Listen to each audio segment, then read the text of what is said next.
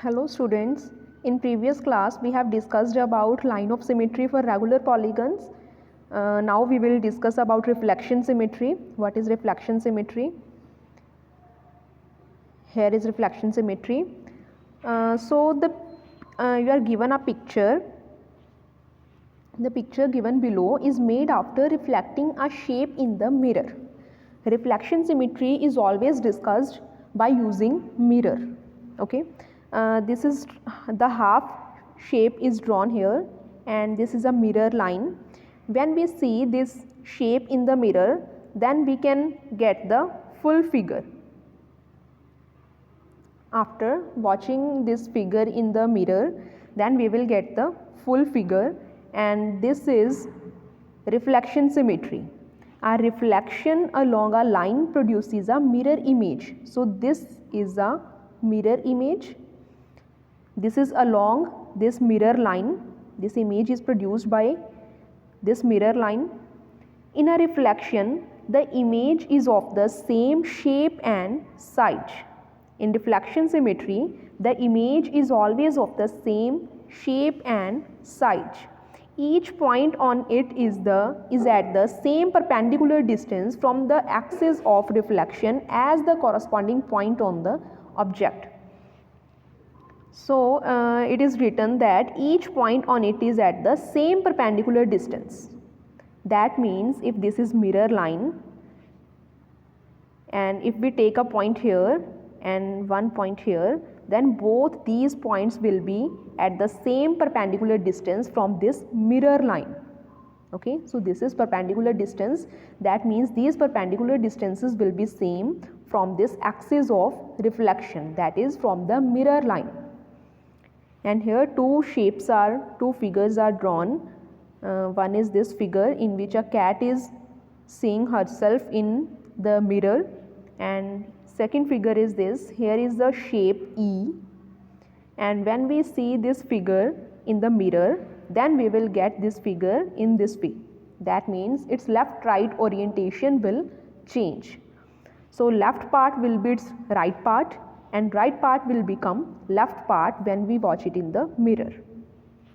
So here we have noticed that in reflection the left right orientation changes, but if you fold a figure, yes, if we fold this figure from here, from this mirror line, then these figures will exactly overlap each other. So we can say that this is line of symmetry. We can say that this mirror line is also known as line of symmetry, because if we fold this figure with reflection symmetry along a mirror line, then the figure and its image, they will fit exactly over each other, and a mirror line thus helps us to visualize a line of symmetry. Next is example, how many lines of symmetry does a isosceles triangle have? We already know that isosceles triangle has two equal sides.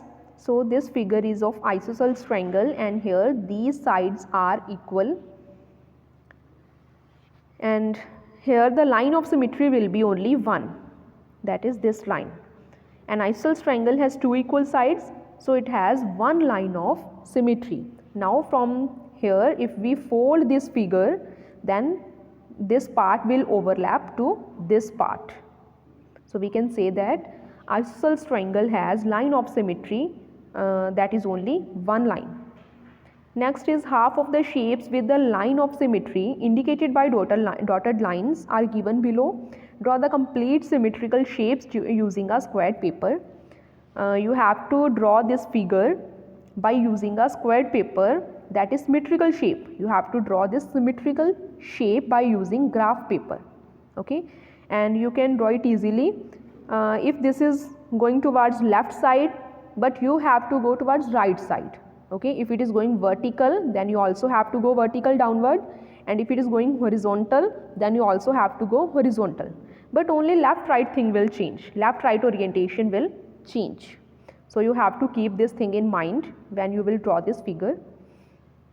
Next is practice on 2. How many lines of symmetry do the following figures have? First is rhombus and second is semicircle. So you have to tell its answer. How many lines of symmetry do these figures have? And second question is, complete the following symmetrical shapes with the help of mirror line. You have to complete these shapes by using a graph paper. And our next topic is rotational symmetry.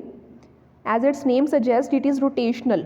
Rotational means it will rotate. When a figure rotates about some angle, then we can say that that figure has rotational symmetry. Okay. Now we will discuss what is this. Here is conversation. Robonum is saying, look at the following figure given below. Is there any symmetry in it? Then Astrid says that this figure seems to be symmetrical, but I am not able to find its line of symmetry. No folding help me to have coincident halves. If we fold it from anywhere, then we will get no coincident halves. But this figure has symmetry. We can easily see that this figure has symmetry, but we cannot find its line of symmetry. Then Robonum says that, well, this figure does not have the kind of symmetry that you have studied till now. So this figure do not have line of symmetry. Then this figure has a rotational symmetry. This figure will have rotational symmetry. And what's that? I did not get you. I will explain this to you, but first let me explain you some terms related to it. But firstly, we will discuss some terms that are related to rotational symmetry. Then Astrid says, yes, okay. Have you ever observed the hands of a clock? Yes, they rotate about a fixed point. And what about their direction of rotation? They rotate only in one direction. They rotate in only one direction.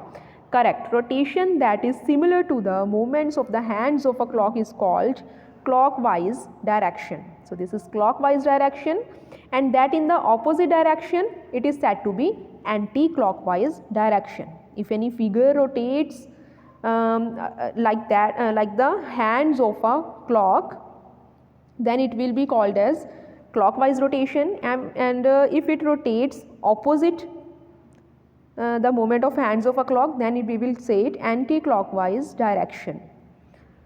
So when an object rotates, its shape and size do not change. Shape and size remains same when we rotate any object. So to describe the rotation of a body completely, you need to know its center of rotation, direction of rotation, and third one is angle of rotation. So these are the three terms that firstly we will discuss about the rotation symmetry. First is center of rotation. What is center of rotation? An object is rotated, here I have written, an object is rotated about a fixed point. When we rotate an object about a fixed point, then that fixed point is called center of rotation. That fixed point is called center of rotation.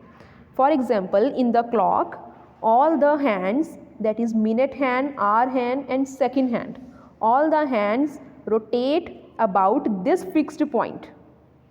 So this fixed point is the center of rotation. This fixed point is called center of rotation. And next term is direction of rotation. Direction of rotation, in which direction the object is moving, that is clockwise direction or anti-clockwise direction. And third one is angle of rotation. What is angle of rotation? The angle of turning during rotation. Angle of turning during rotation, so that that object looks the same. Now let us understand rotation through the movement of hands of a clock. How hands of a clock move. First is a quarter turn. Quarter turn means a rotation through 90 degree. When hands of a clock rotate through 90 degree, then it is called quarter turn.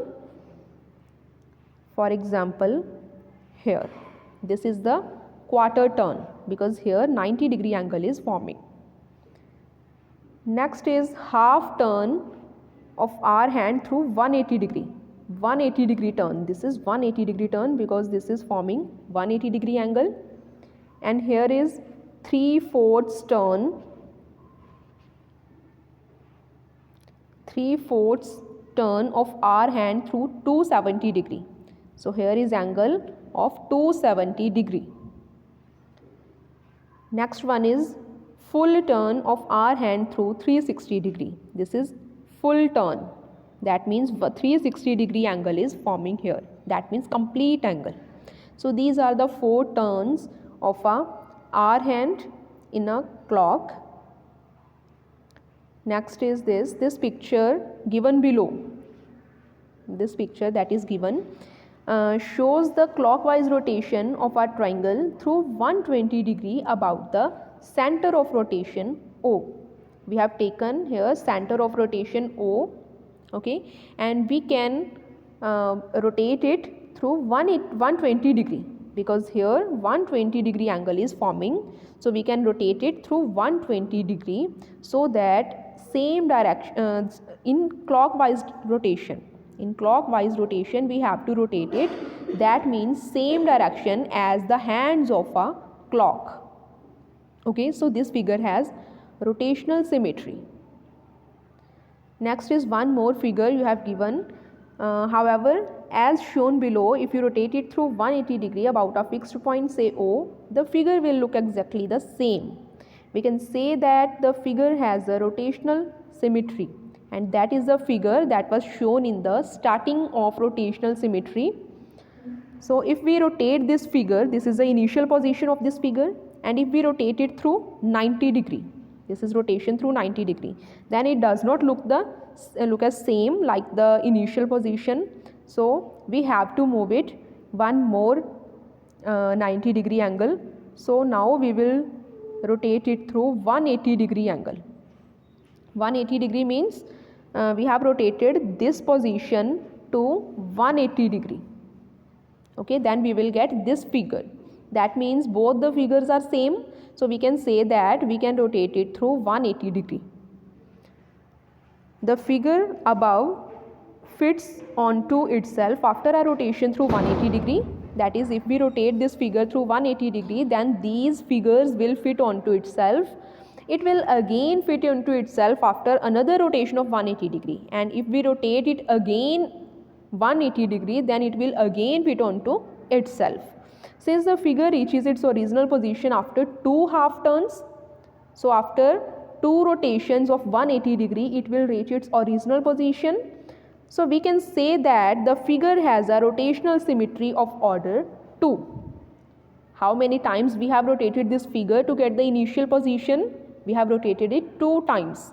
So we can say that it has rotational symmetry of order 2. It has rotational symmetry of order 2.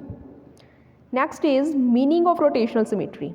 Now here we are given the meaning of rotational symmetry. A figure has a rotational symmetry if it fits onto itself more than once during a full turn. If it fits onto itself more than once, that is, its order of rotation should be greater than 1. Its order of rotation must be greater than 1. Okay, so we can say that that figure has rotational symmetry. And the number of times the figure fits onto itself during the rotation through 360 degree. The number of times the figure fits onto itself during the rotation through 360 degree, it is called order of rotational symmetry. Here it is given the meaning of rotational symmetry, and it is the meaning of rotational symmetry, and it is order of rotational symmetry. Okay, so number of times the figure fits onto itself during the rotation through 360 degree, then it is called order of rotational symmetry. That is how many times we have rotated the figure up to 360 degree. So it is called order of rotational symmetry. And one more definition of rotational symmetry I have written here. An object is said to have rotational symmetry if there is a point around which the object, when rotated by some angle, if there is a fixed point about which we can rotate that object by some angle, that angle should be greater than 0 degree but less than 360 degree. That means the angle should be between 0 degree and 360 degree. And we can also say that its order should be greater than 1. Order should be greater than 1. And the object looks the same.